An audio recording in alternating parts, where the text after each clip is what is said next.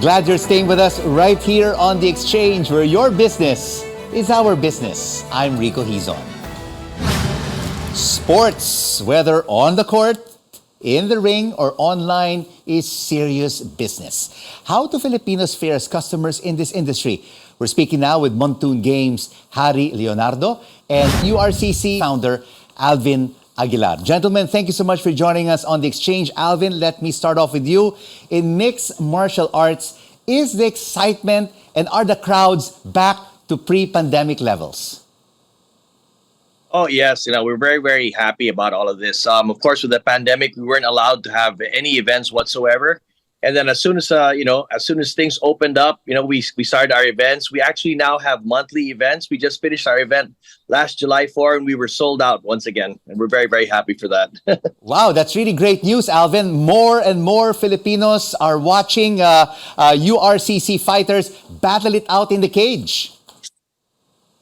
Yes, we're very, very happy about that. And it gives the fighters more opportunities and more exposure as well. So, the fight industry is alive and it's booming once again. And we couldn't be happier. And Harry, Moontoon is the company behind Mobile Legends. How has the app sustained its popularity despite the pandemic? Thank you so much, Rico. For Moontoon Games, especially for Mobile Legends Bang Bang, the pandemic actually gave us more opportunities and it made the Philippine esports industry gets more exciting. As we reach new heights during 2021, due to the huge change in audience, psychographics, and behavior brought upon by the COVID-19 pandemic. Actually, we have observed two great things. First is the great expansion of the gaming and esports market during this time, and an increased production of online entertainment content, and that includes gaming and esports.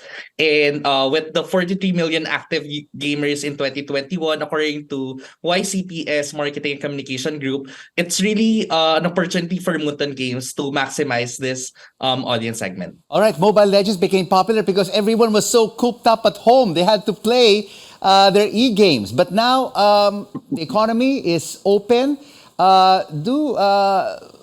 Do the e-games market still remain popular, especially among Filipinos?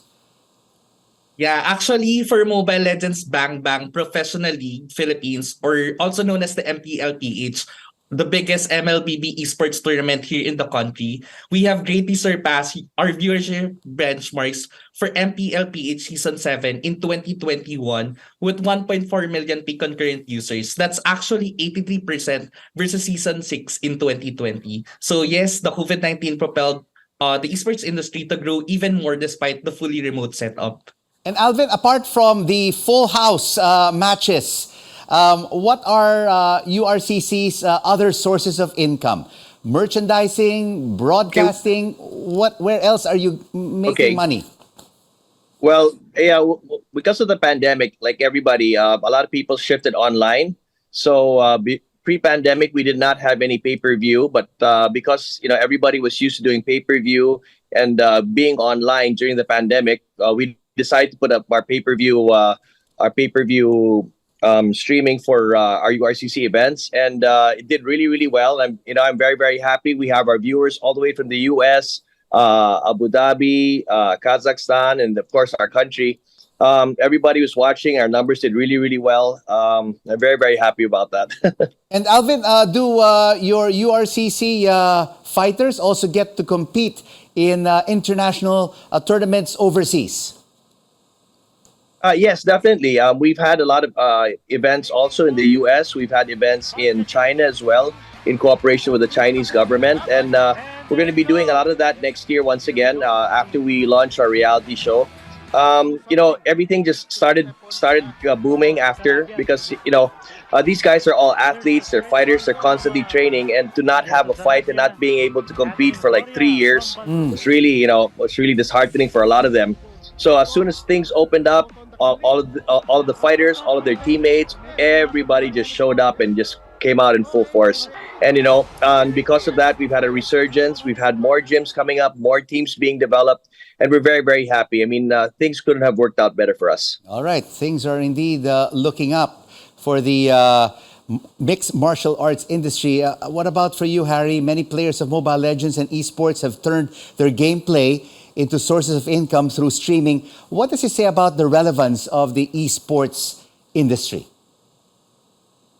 Actually, looking at the numbers, the gaming and esports industry is here to thrive even after pandemic and as economies reopen. And now, it's really becoming a viable source of income, of revenues for different businesses and even content creators. And it will be actually more beneficial to the industry right now, given the creative formats and new forms of collaboration we can now do as we ushered in the new normal coming in from the pandemic. Actually, for MPL Philippines alone, we have multiple players who are now having different businesses, having different resources coming from their earnings from the league and also from our content creators and our MPL PH broadcast talents who are now becoming Yes. content creators online and getting also revenues from these streams. Alvin, we were speaking earlier to an economist and he said that we may see a dip in relief and revenge spending as Filipinos start to save.